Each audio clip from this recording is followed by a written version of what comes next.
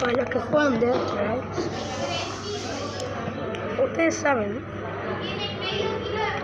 que ahora ya no se podía jugar partidas porque te aparecían números negativos. Bueno,